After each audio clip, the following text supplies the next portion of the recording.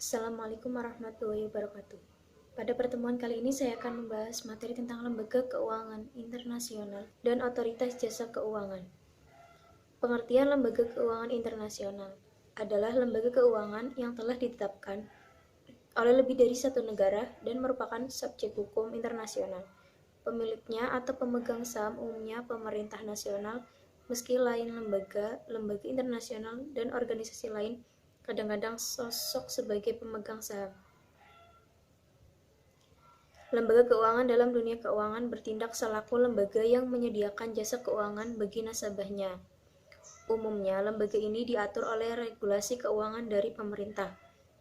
Bentuk umum dari lembaga keuangan ini adalah termasuk perbankan, building society atau sejenis koperasi di Inggris, credit union, pialang saham, aset manajemen, modal ventura, koperasi, asuransi, dana pensiun, dan bisnis serupa.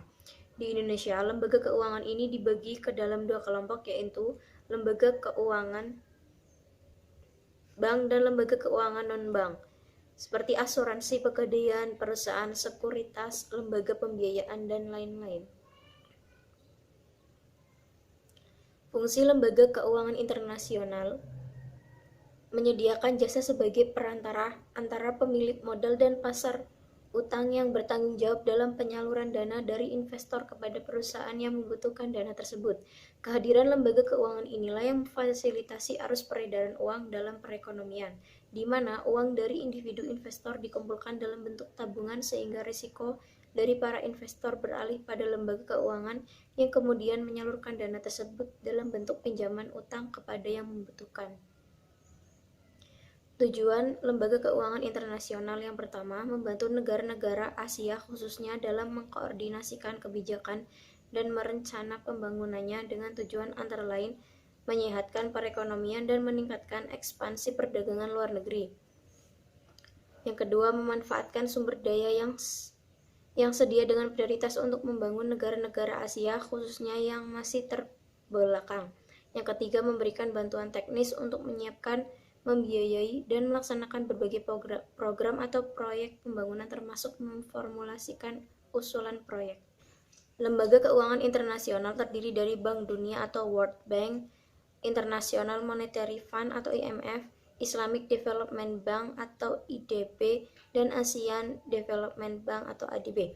Keempat lembaga keuangan ini memiliki tugas dan tujuan membantu masalah finansial tiap-tiap negara di dunia. Akan tetapi masing-masing keempat lembaga ini berbeda cara dalam menangani finansial tiap-tiap negara. Otoritas Jasa Keuangan atau OJK adalah lembaga negara yang dibentuk berdasarkan Undang-Undang Nomor 21 Tahun 2011 yang berfungsi menyelenggarakan sistem pengaturan dan pengawasan yang terintegrasi terhadap keseluruhan kegiatan di dalam sektor jasa keuangan, baik di sektor perbankan, pasar modal, dan sektor jasa keuangan non-bank seperti asuransi, dana pensiun, lembaga pembiayaan, dan lembaga jasa keuangan lainnya.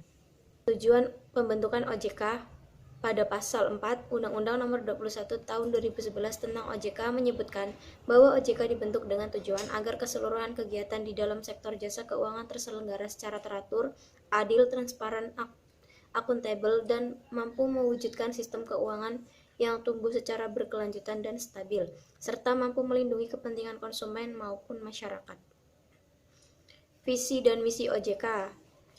Misi OJK adalah yang pertama, mewujudkan terselenggaranya seluruh kegiatan di dalam sektor jasa keuangan secara teratur, adil, transparan, dan akuntabel. Yang kedua, mewujudkan sistem keuangan yang tumbuh secara berkelanjutan dan stabil serta melindungi kepentingan konsumen dan masyarakat. Tugas utama dari OJK adalah melakukan pengaturan dan pengawasan terhadap kegiatan jasa keuangan di sektor perbankan, kegiatan jasa keuangan di sektor pasar modal, kegiatan jasa keuangan di sektor peransuransian dan pensiun, lembaga pembiayaan, dan lembaga jasa keuangan lainnya. Nilai-nilai OJK: integritas, profesionalisme, sinergi, inklusif, visioner. Asas OJK yang pertama, asas independensi, yang kedua, asas kepastian hukum, yang ketiga, asas kepentingan umum, yang keempat, asas keterbukaan, yang kelima, asas profesionalitas, yang keenam, asas integritas, yang ketujuh, asas akuntabilitas. Demikian yang bisa saya sampaikan, kurang lebihnya mohon maaf. Wassalamualaikum warahmatullahi wabarakatuh.